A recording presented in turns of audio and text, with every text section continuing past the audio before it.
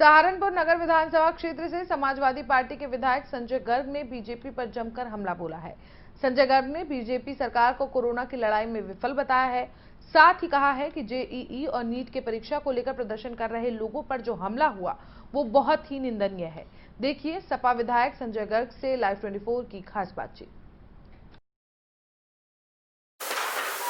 जैसा कि आप देख रहे हैं, इस वक्त हम मौजूद हैं समाजवादी पार्टी के बेबाक नेता संजय गर्ग, जो कि मौजूदा विधायक हैं सहारनपुर के, और हाल ही में उन्होंने व्यापार सभा के अध्यक्ष पद का मोर्चा संभाला है। और बहुत बहुत स्वागत करूंगा अपने लाइव 24 न्यूज़ चैनल में। बहुत बहुत स्वागत। नमस्कार। बहुत बहुत शुभकामनाएं कि आपने व्यापार सभा का अध्यक्ष पद का जो मोर्चा संभाला, उसके लिए बहुत बहुत शुभकामनाएं। तो आज हम आपसे कुछ मुद्दों पर बात करेंगे। और सबसे पहला मुद्दा, सब जानते हैं, पूरा देश जानता है कि कोरोना सबसे बड़ा मुद्दा है। और जैसे कि आपने देखा कि कोरोना जैसे जैसे तेजी से बढ़ रहा है, उसी हिसाब से देश की जो सरकार है, उत्तर प्रदेश की जो सरकार है, वो वैसे वैसे लॉकडाउन को ख़त्म करने में लगी है। पहले यूपी सरकार का एक फैसला आया कि शनिवार और रविवार को साप्ताहिक लॉकडाउन रहेगा, फिर उसको हटा के शनिवार को हटा दिया और रविवार को लॉकडाउन कर दिया। अब एक फैसला नया आया कि रविवार को लॉकडाउन नहीं रहेगा। तो इसके बारे में आप क्या कहेंगे कि ये बहुत बड़ी लापरवाही हो सकती है बीजेपी सरकार की वजह से? वास्तव में कोरोना एक अंतर्राष्ट्रीय महामारी है और पूरी मानवता के लिए एक बहुत बड़ा खतरा बनकर आई है। और इसमें पक्ष विपक्ष सब ने मानवता के नाते अपने अस्तित्व को बचाने के लिए सहयोग की भावना से शुरू से कार्य करने का अपना निर्णय लिया और सब लोगों ने कोऑपरेट भी किया। परंतु कहीं ना कहीं जो ये तमाम स्थितियां थी, इसके बारे में जो सत्ता में होता है उसे ही उसकी गंभीरता का एहसास हो सकता है।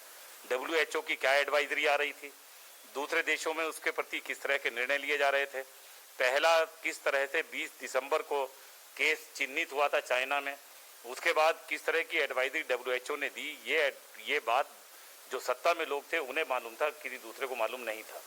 इसलिए जो निर्णय लिए जाने चाहिए थे अंतर्राष्ट्रीय एयरपोर्ट को सीज करने के, क्वारंटीन करने के, जो लोग वहां पर आ रहे थे विदेशी, उन तमाम लोगों की चेकिंग करने के, वो हिदायतें और उस तरह की जो वो फॉलो करनी चाहिए थी, वो केंद्र सरकार के द्वारा नहीं की गई। और उसका नतीजा निकला, उसके पीछे उनके राजनीतिक मकसद थे। चाहे वो डोनाल्ड ट्रंप का यहाँ आना और उसका स्वागत करना हो, जिसके साथ हजारों अमेरिकन आए, जिनमें से कितने लोग कोरोना पॉजिटिव थे, कोरोना पॉजिटिव नहीं थे, इस बात का कोई ना तो उनका इस बात के लिए डायग्नोसिस किया गया और ना ही जांच की गई। इसी तरह से फिर दोबारा जब मध्य प्रदेश की सरकार को गिराने का मामला था, मेरा कहने का मकसद है कि महामारी के बावजूद सत्ता पक्ष केवल राजनीति में लगा था कि अपनी राजनीति को किस तरह से चमकाया जा सके। देश में कोरोना फैल रहा है तो उन्होंने उसकी उस गंभीरता को न लेते हुए अंतर्राष्ट्रीय एयरपोर्ट पर जिस तरह की चेकिंग होनी चाहिए थी, उस चेकिंग को नहीं किया गया। बाहर से आने वाले लोगों को क्वारंटीन नहीं कहा गया, उनकी इस तरह से एनालिसिस जो कोरोना की होनी चाहिए थी, क्योंकि ये बीमारी विदेश से आई है और विदेश से आने वाली बीमारी अगर हिंदुस्तान में आ रही है तो वो एयरपोर्ट के माध्यम से ही आ रही है। उसे पैसे वाला ही कोई विदेशी यात्री, विदेशी में रहने वाला NRI लेकर आने का काम करेगा।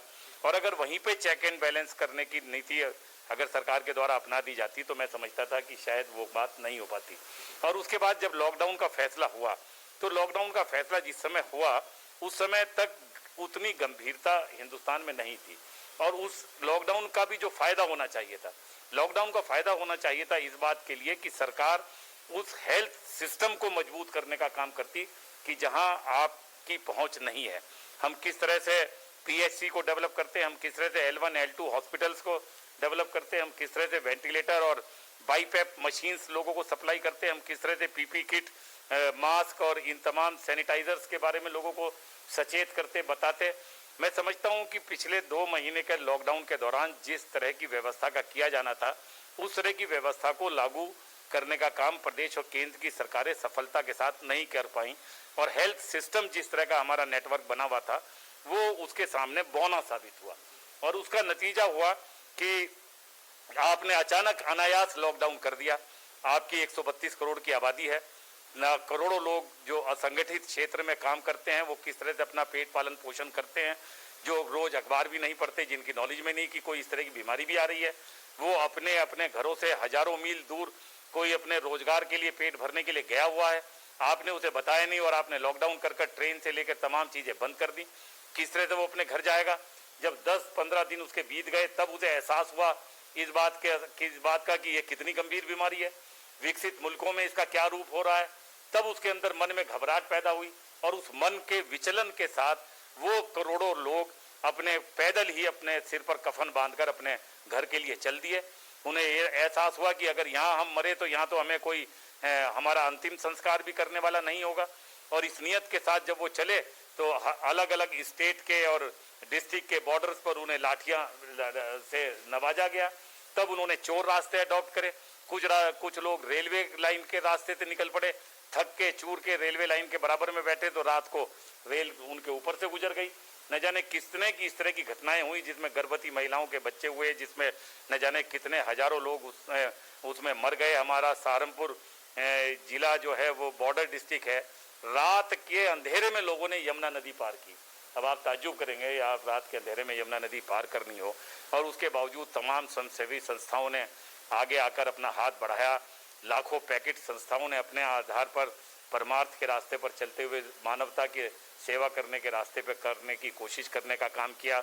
यहाँ सरसावा में व्यास जी का जो राधा स्वामी भवन है वहाँ हजारों लोग रुके। आज भी हजारों साइकिलें जो साइकिल पर इसी तरह के राहगीर आ रहे थे उनका वहाँ पर वो खड़ी हैं पड़ी हैं, जिन्हें छोड़कर उन्हें बाद में उनके घरों में भेजने की व्यवस्था की गई। ये जो तमाम अव्यवस्था हुई और उस अव्यवस्था के दौरान जो उस 2 महीने के कार्यकाल का हमें जिस तरह का क्वारंटाइन सिस्टम, जिस तरह का हेल्थ सिस्टम, जिस तरह के हेल्थ इक्विपमेंट हमें चाहिए थे उसे उस तरह से हम लोग डेवलप नहीं कर, केंद्र और प्रदेश की सरकारें डेवलप नहीं कर पाई। एपिडेमिक का मुकाबला करने के लिए पहले से ही हिंदुस्तान में एक एपिडेमिक फंड बना हुआ है प्रधानमंत्री का। इस फंड के अंदर उस पैसे को इकट्ठा कर समुचित इस्तेमाल किया जाना चाहिए था, पर उसका भी राजनीतिक इस्तेमाल करने के लिए यहाँ भारतीय जनता पार्टी ने पीएम केयर्स फंड बनाया और पीएम केयर फंड में तमाम कॉरपोरेट सेक्टर्स की जिनकी वो खिदमत करते हैं और विदेशी कंपनियों की, यहाँ तक कि चाइना की विदेशी कंपनियों से भी अरबों रुपए लिया गया और उसमें इकट्ठा कर लिया गया। मेरा कहने का मकसद है कि एक तरफ इंसान अपनी जान के साथ लड़ रहा है और दूसरी तरफ सत्ता में बैठे हुए लोग उसके अंदर भी अपनी राजनीति ढूंढ रहे हैं। लेकिन विधायक जी मैं आपसे बात कहना चाहता हूँ, जैसे आपने कहा कि 132 करोड़ की जनता जो देश में है और लॉकडाउन अचानक लगा दिया गया, ये तो WHO का ही कहना था कि इस कोरोना महामारी का सिर्फ एक ही रास्ता है, वह लॉकडाउन। उसके बाद ये भी एक मैसेज आया कि जो भी देश, जो भी कंट्री लॉकडाउन को समय से या अनप्लान्ड लॉकडाउन को हटा रही है वो नुकसान में जा सकती है। नहीं, मेरा उस पर कहना यह है कि अगर आपको लॉकडाउन लगाना था तो उससे पहले आपको लोगों को जागरूक करना चाहिए था। लोग इसकी गंभीरता को नहीं जानते थे। आप अगर एक हफ्ते का समय देते कि ये लॉकडाउन हो सकता है हमें 2 महीने तक लगाना पड़े, इसलिए जिसे जहां जाना है वो वहां चला जाए, तो ये जो अप्रवासी भारतीय करोड़ों की संख्या में सड़कों पे गए वो सड़कों पे उतरते नहीं और वो वहां पर आसानी से अपने अपने गंतव्य स्थानों पर पहुंच जाते। उस समय तक उतनी बीमारी नहीं फैली थी, उसका उस समय तक इतना इन्फेक्शन नहीं हुआ था, तो वो इन्हीं ट्रेन और ट्रांसपोर्ट के माध्यम से अपने घरों में पहुंच सकते थे। आपने अचानक लॉकडाउन 8 तारीख को 8 बजे आपने 22 तारीख को 8 बजे आपने जनता कर्फ्यू लगा दिया, 24 तारीख को आपने ये मार्च को आपने ये लॉकडाउन लगा दिया, यूपी में 23 तारीख से ही 15 जिलों में लग गया। तो जो जहां था वो वहीं खड़ा रह गया, उसे तो पता ही नहीं चला कि क्या है। हमारे बुजुर्गों ने, किसी ने भी जो आज तक अपने जीवन में इस तरह की घटना नहीं देखी कि भाई पहले किसी को अनुभव रहा हो कि भाई इस तरह की बीमारी है, इसमें इस तरह का इतने दिन का लॉकडाउन चलेगा।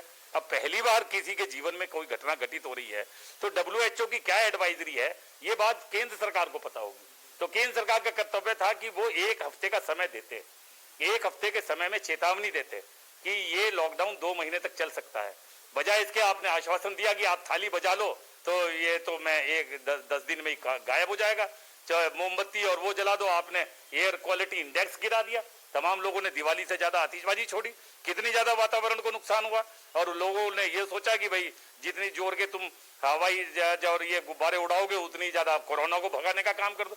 आप अंधविश्वास की तरफ लोगों को ले गए और लोगों को आप बहकाते रहे, पर ये बहकाकर चलने वाला काम नहीं था। ये कितनी बड़ी महामारी थी इसका आपको पता था, WHO की एडवाइजरी थी, आपके पास विशेषज्ञ थे, आपको उसी नाते स्थानीय भाषा में भारत के लोगों को समझाना चाहिए था। उन्हें मौका देना चाहिए था। यही लॉकडाउन अगर 1 हफ्ता या 10 दिन का समय देकर और फिर चेतावनी के साथ कि जो जहां जाना चाहता है वो वहां चला जाए, और उसके बाद हम लॉकडाउन लगा रहे हैं। लॉकडाउन का मकसद था, लॉकडाउन का मकसद केवल उसकी साइकिल को तोड़ना नहीं था, बल्कि इस बात को समझते हुए कि जब इन्फेक्शन होगा तो हम उस हेल्थ सिस्टम को, उसकी उस दवा को, उसके उसके लिए जो लोगों को परहेज करने चाहिए, लोगों को जो उसके तौर तरीके अडॉप्ट करने चाहिए, उसमें उस 2 महीने को लगाया जाना चाहिए था। परंतु वो उन 2 महीनों में नहीं लगाया गया।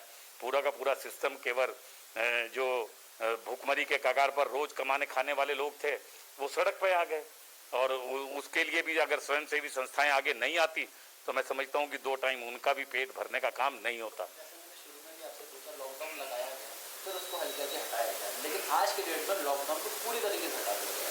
तो अब आपको क्या लगता है कि वो मुझे ऐसा लग रहा है कि केंद्र और प्रदेश सरकार हताशा की हालत में है। अब मामला उनके हाथ से निकल गया है, इसलिए उन्होंने इसे भगवान के भरोसे पे छोड़ दिया है। अब वो खुद ही उसे एक्ट ऑफ गॉड कहने लगे हैं। एक्ट ऑफ गवर्नमेंट का जो निर्णय होना चाहिए था, जिसकी वजह से ये हालात पैदा हुए, लोगों में ये भावना उनके खिलाफ ना जाए, इस बात के लिए इसे इन्होंने एक्ट ऑफ गॉड कहना शुरू कर दिया कि ये तो भगवान के भरोसे है, अब जो रहेगा रहेगा, जो जाएगा वो जाएगा।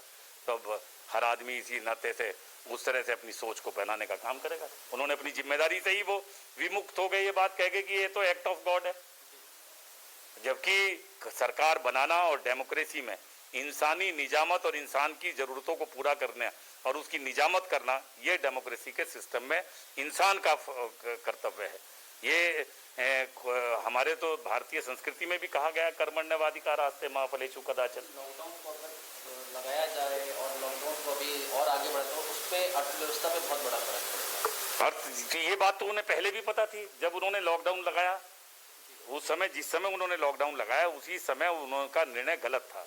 अगर जिस समय वो राजनीति कर रहे थे डोनाल्ड ट्रंप के साथ और मध्य प्रदेश की सरकार के साथ, अगर उसी समय ये समुचित लोगों को जागरूक करते, निर्णय लेते और इंटरनेशनल एयरपोर्ट पर स्क्रीनिंग करते और क्वारंटाइन करते और वहां पर लोगों को डायग्नोज करते तो ये बीमारी ना अंदर आने का काम करती। परंतु उस समय लापरवाही की गई। फिर भी अंत में आप देश की जो जनता है 132 करोड़, तो लॉकडाउन तो हट चुका है, लेकिन आपकी तरफ से क्या संदेश है? देखिए, अब तो हमें अपने जीवन शैली के अंदर बदलाव लाना होगा। हर एक को अपना मास्क और सोशल डिस्टेंसिंग के साथ अपने प्रिकॉशंस को और अपने आप को सैनिटाइज करके परहेज के साथ इन्फेक्शन से बचना होगा। अब हर आदमी को एक योद्धा के रूप में अपने आप ही इस लड़ाई से लड़ना होगा। सरकार ने तो हाथ खड़े कर दिए हैं, तो बहुत सारे लोग ऐसे हैं जिन्हें जो जिस तरह की व्यवस्था यहाँ सरकारी पीजीआई मेडिकल कॉलेज में देखने को मिली, गंदगी के अंबार थे। अभी एक आंगनबाड़ी की कार्यकर्त्री की डेथ हुई, जो जिसका वीडियो वायरल हुआ, जो फर्श पे ही बैठकर जिसे ऑक्सीजन दी जा रही थी, परंतु उसकी अंत में उसका शरीर पूरा हो गया। राजकुमार जैन जिसकी दूसरे नंबर पे डेथ हुई, 50 बार मेरी बात हुई होगी कोविड अफसर और प्रिंसिपल से। वहाँ हमारे जो यहाँ के मंत्री हैं, आयुष मंत्री, वो खुद एडमिट थे। उनकी वाइफ को मैक्स भेजना पड़ा केवल इसलिए, वो खुद बता रहे थे कि रात के समय ईसीजी की मशीन खराब थी। राजकुमार जैन जी के समय ऑक्सीमीटर ही खराब था, ऑक्सीमीटर में सेल नहीं था।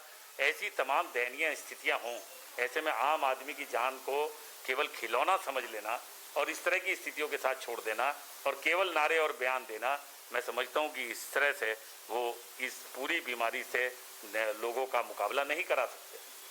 ये तो नहीं कोरोना, जैसे आपने बोला कि कोरोना में दिए जलाए गए, आतिशबाजियाँ कराई गई, तो इससे क्या कोरोना भाग जाएगा? लेकिन हाल ही फिलहाल में बेरोजगारी के मुद्दे पे जो आप समाजवादी पार्टी और आपने अभी दिए जला के, मोमबत्ती जला के क्या संदेश देना चाहते हैं? नहीं, हम तो मशाल जला के उनके साथ एकजुटता प्रदर्शित करना चाह रहे थे कि आज के 70 साल में पहली बार इतनी भारी गिरावट न केवल अर्थव्यवस्था में हुई, बल्कि संयुक्त राष्ट्र संघ यूएनओ का ये सर्वे है कि हिंदुस्तान में लगभग 40 करोड़ लोग संगठित और असंगठित क्षेत्र के बेरोजगार होने वाले हैं।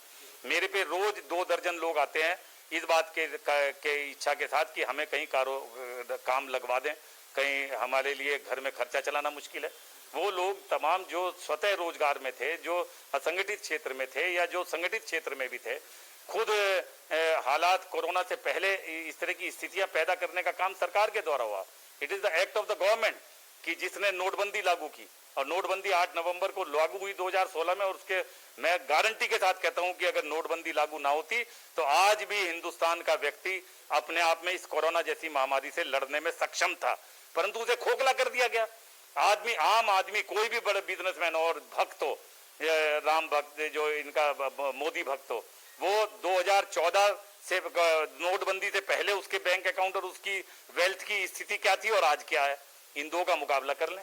आज वो किस मोड़ पे खड़ा है 2020 में और नोटबंदी के समय क्या था। अगर उसका बैंक बैलेंस कम ना हुआ हो, उसकी वेल्थ कम ना हुई हो, उसकी क्रय शक्ति कम ना हुई हो, उसे कमजोर ना किया गया हो। क्या बात नोटबंदी में की गई थी कि हम काला धन समाप्त कर देंगे, हम आतंकवाद खत्म कर देंगे। जो वायदे किए थे क्या वो खत्म हुए? और नोटबंदी का फायदा किसे हुआ?